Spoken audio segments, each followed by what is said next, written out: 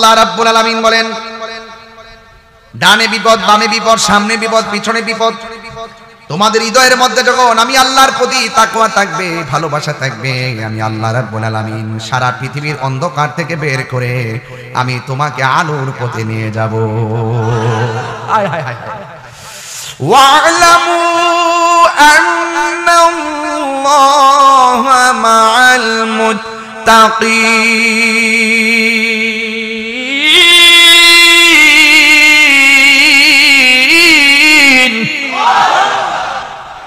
ঘোষণাকার, তোমার সাথে কেউ নাই, আছে কে? আল্লাহ যদি থাকে আর কোন চিন্তা আছে? কুল ইন্না সলাতি ওয়া নুসুকি ওয়া মাহইয়ায়া ওয়া মামাতি লিল্লাহি রাব্বিল আলামিন।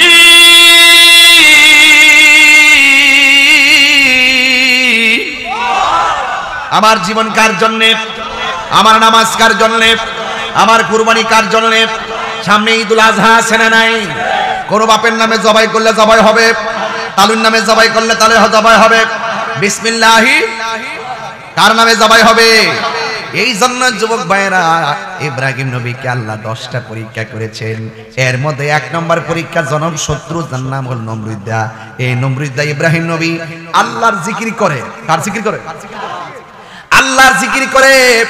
এই জন্য নমরুদ্দা ইব্রাহিম নবীরে বাঘের খাঁচার ভিতরে নিয়ে ফেলে দিল, আর বাহিরের দিক দিয়ে তালা মেরে দিল। অনাহারি বাঘকে 5 দিন ধরে খাবার দেয় না। অনাহারি বাঘের সামনে মানুষ গেলে কি সালাম করে না, খেয়ে ফেলে।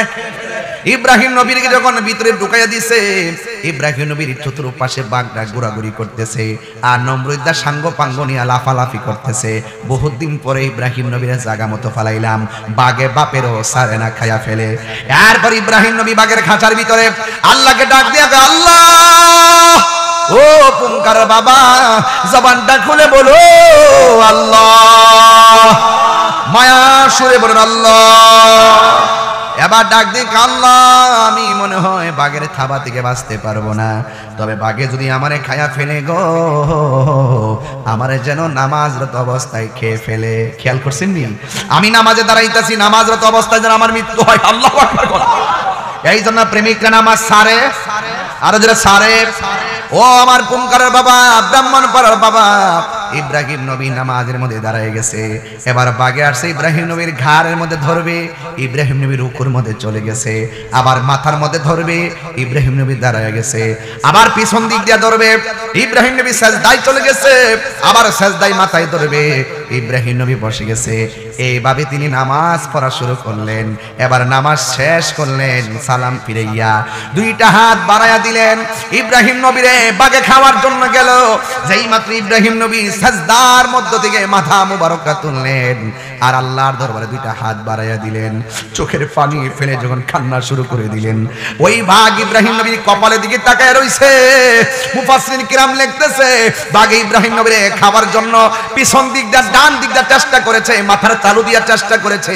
যেই মাত্র ইব্রাহিম নবীর চেহারার দিকে তাকাইছে, বাঘে তাকায়া দেখে ইব্রাহিম নবীর কপালে একটা নূর ঝলমল ঝলমল করে। বড় করে কোন আল্লাহু আকবার। আয় জনম জনম যদি গাহি, তোমার মহিমা গাওয়া শেষে হবে নাহি। আল্লাহু আকবার। জনম জনম যদি গাহি, তোমার মহিমা গাওয়া শেষে হবে নাহি। দয়া করো মায়া করো, দয়া করো মায়া করো, ও হে দয়াবান, তুমি রহমান, তুমি মেহেরবান। ও বন্ধুরে, কি দিয়ে আমি ওয়াজ বুঝাইতাম, পরীক্ষা বুঝাইতাম। আমাদের দেশে জ্বর ওঠেনি? জ্বর অনেকে মনে করে জ্বর উঠলে মনে হয় যেন একটা খারাপ লাগে। না না না, হাদিস শরীফের মধ্যে আছে, জ্বর যার উঠে, জ্বর আল্লাহ পছন্দ করে দেয়। কেন জানেননি? হাদিস শরীফের মধ্যে আছে, দেখবেন কিছু কিছু মুরব্বী আছে নামাজ টামাজ যারা নিয়মিত পড়ে, শেষ বসে দেখবেন সকালে এই শরীরটা বালা, বিকেল বেলা হইলে একটা জ্বর চাপ মারে। এই জ্বর লাগিয়েই থাকে, মৃত্যুর আগে তার জ্বর লাগিয়ে থাকে। অথচ রাসূল বলতেছেন যার জ্বর উঠে এই জ্বর হওয়া ভালো, জ্বরের মাধ্যমে আল্লাহ ওই ব্যক্তির সগীরা গুনাহ মাফ করে দেয়।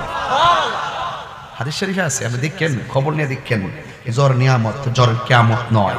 ঠিক কি না বলেন?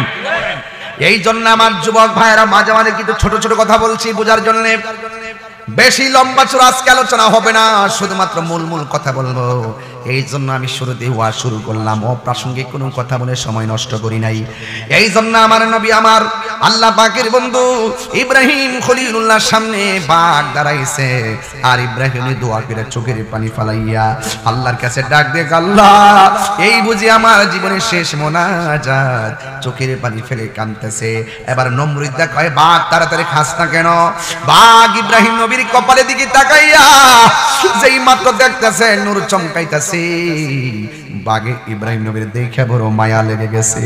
মায়া যখন পড়ে গেছে, নমরুদা তাকায় দেখতেছে বাঘে ইব্রাহিম নবীরে খাইব দূরের কথা গো, বাঘের জিহ্বা দিয়া ইব্রাহিম নবীর কপালের মাটি গোলা পরিষ্কার করে দিতেছে। আল্লাহু আকবার। মাল্লাহুল মাওলা ফালাহুল কুল। যদি তুমি রবের হয়ে যাও, সারা পৃথিবী তোমার হয়ে যাবে। দেখছেন না আল্লাহর ওলিরা জঙ্গলে গিয়ে যখন মুরাকাবা করে, বাঘের লেজ লড়ায়া লড়ায়া আল্লাহর ওলিরা যখন জিকির করে, মাগো মাথা লড়া বলছে, তোমাকে খেয়ে ফেলবো, তোমাকে খেয়ে ফেলবো। নবীর সাহাবী সাফিনা তিনি বলতেছেন, আমাকে খেয়ে না, আমি নবীর কাছে যাব।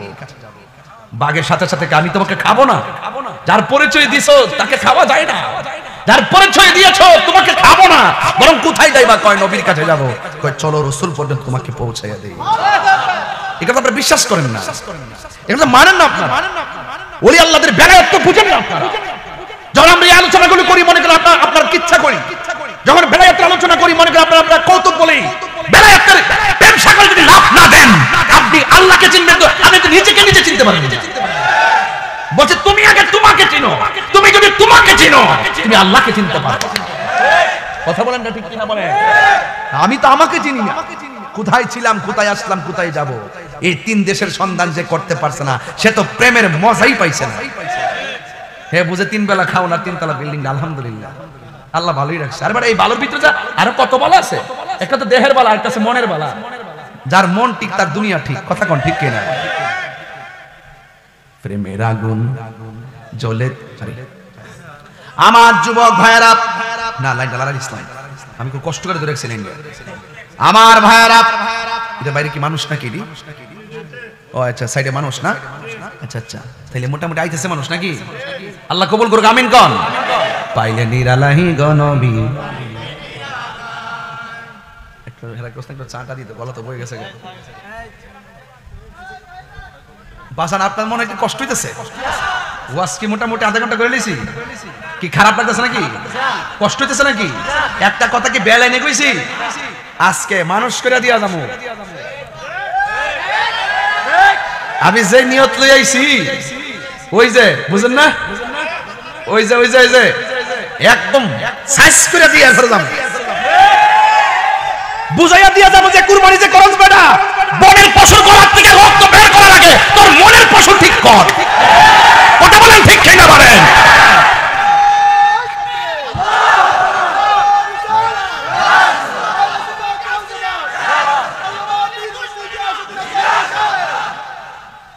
তো মাত আল্লাহ কচ্চর মত বাইরে করে রাখছে, আমার ডর করে। এমনি হারিস আমি মনে কচ্চরটা যে মাথার বাইরে করে রাখছে বেটা, বুঝছে না নাকি? না নতুন কথা রন ফুরান হয়ে গেছে, বাদ দে অন ফুরান ফুরান। আলহামদুলিল্লাহ কোন কষ্ট হচ্ছে না তো? তাহলে বলেন পরীক্ষা দিতে কি রাজি আছেন আপনারা? কি মুরব্বি রাজি আছেন? হাত তোলেন না সবাই, দেখি না কারা কারা। এবার স্লোগান দেন ইনশাআল্লাহ।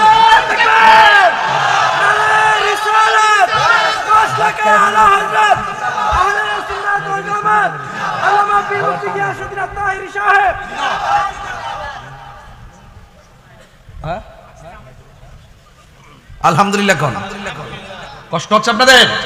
সবাই পাইলে নিরালাহি গনবী, লাই পাইলে নিরালাহি গনবী, দুই কদমে চুমু খাবো, দুই কদমে চরণে ধুলি মাখবো গাই পাইলে নিরালাই গো নবী লাই পাইলে নিরালাই গো নবী আমার নবী নূরের নবী আমার নবী জিন্দা নবী আমার নবী নূরের নবী আমার নবী জিন্দা নবী ওরে দয়া করে তাই কো নবী হাসরের বেলায় বলো না দয়া করে হাসরের বেলায় পাইলে নিরালাই গো নবী পাইলে নিরালাই পাইলে নিরালাই গো নবী গভীর মনোযোগ ও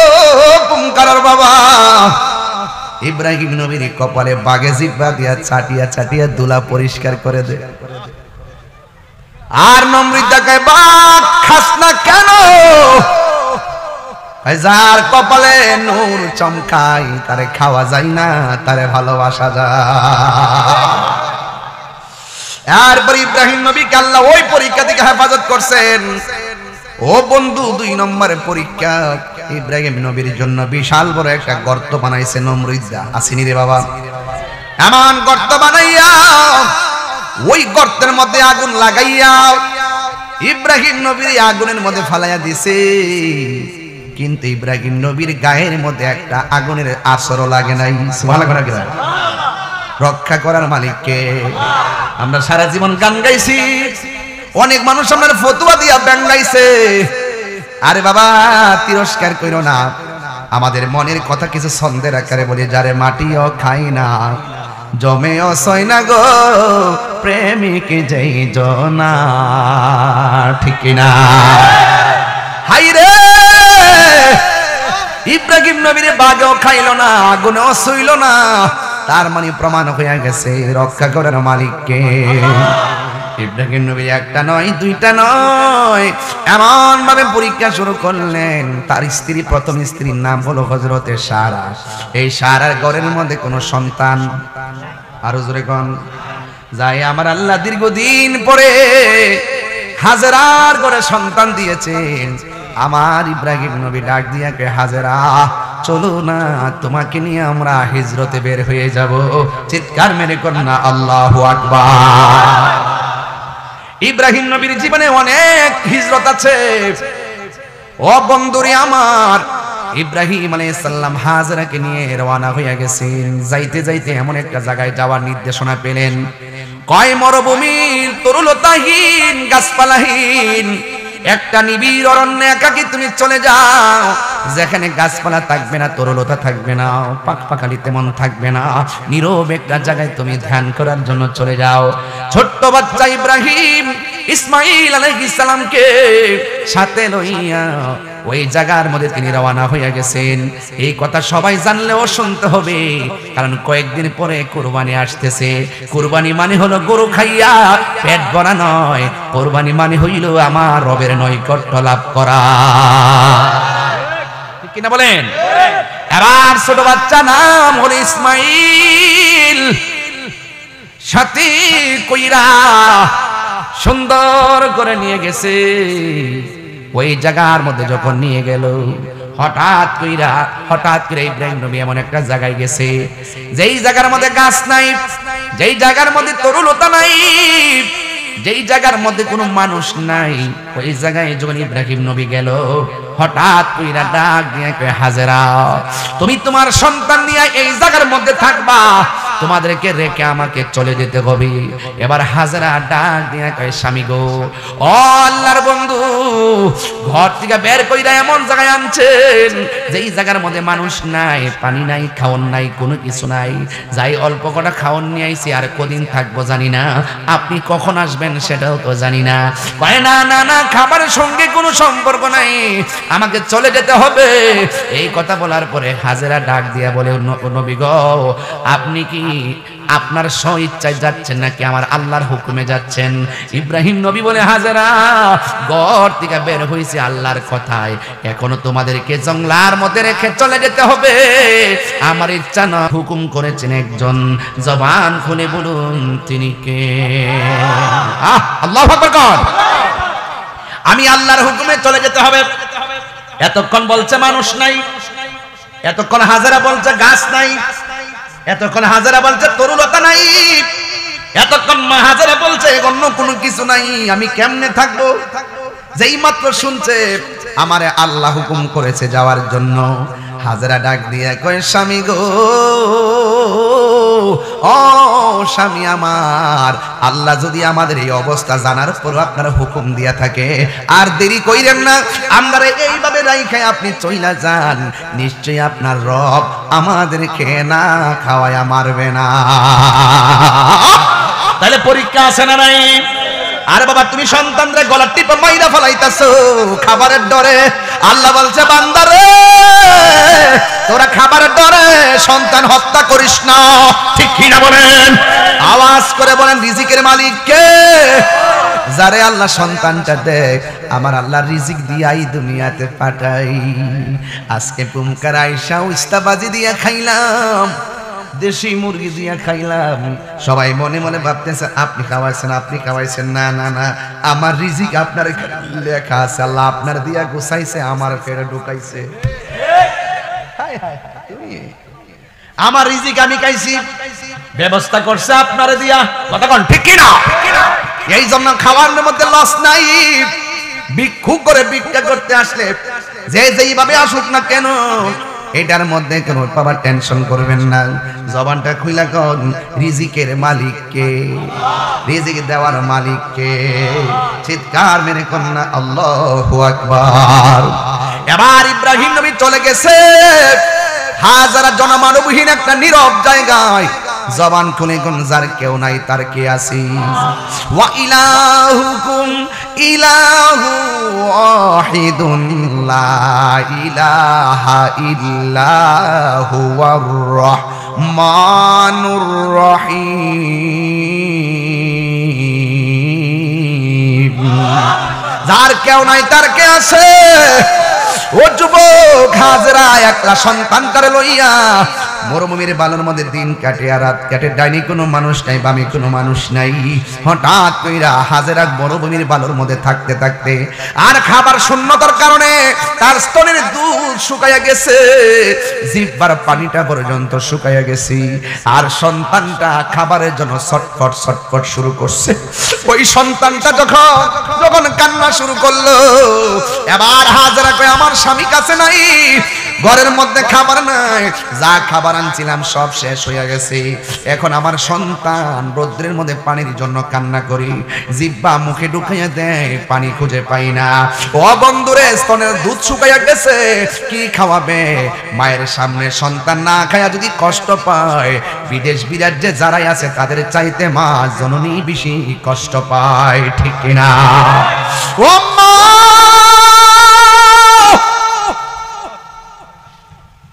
ও কুমকার মা, তোমরা যে আমরা লাগে কত কষ্ট করছো গো মা, তোমরা যে কত কষ্ট করো সন্তানের জন্য আমরা জানি।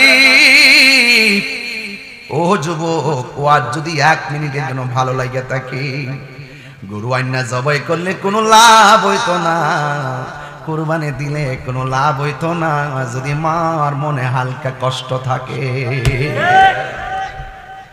এই কষ্ট যারা দিবে, দিয়ে হজ করলে লাভ হবে না। মাকে কষ্ট দিলে হজ করলে লাভ হবে না গো। মাকে কষ্ট দিয়ে কুরবানি দিলেও কোনো লাভ হবে না। মা তোর গোশত খাওয়ার পাগল না।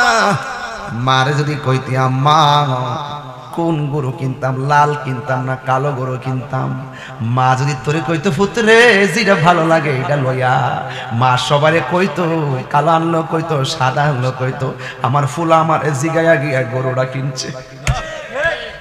এই ছোট ছোট কথাগুলো মা বাবার জন্য পাহাড় পরিমাণ সুখ, কথা কোন ঠিক কিনা? এই জন্য সন্তান বিপদে পড়লে অন্য কেউ কি বলে আমি জানি না, মার মতন দরদি আর কেউ নাই রে, মার মতো দরদি আর কেউ নাই। এবার হাজরা সন্তানের না খাওয়া দেইকা পাগলের মতো একটা দৌড় মারছে, ডানে তাকাইছে বামে তাকাইছে গো, কোথাও কোনো মানুষ নাই, পানি নাই, গর্ত নাই, কূপ নাই। ও বন্ধু, হঠাৎ করে দেখতেছে ঝর্ণার মতন পানি উঠতেছে। যে পাহাড় থেকে পানি উঠতেছে সেই পাহাড়ের নাম সাফা। কি পাহাড়? দৌড়াইয়া সাফা পাহাড়ের মধ্যে গেল, যাইয়া দেখে কোনো পানি নাই। রৌদ্রের তাপের কারণে পাহাড়ের বালুগুলো ঝর্ণার মতো চিকচিক করছে।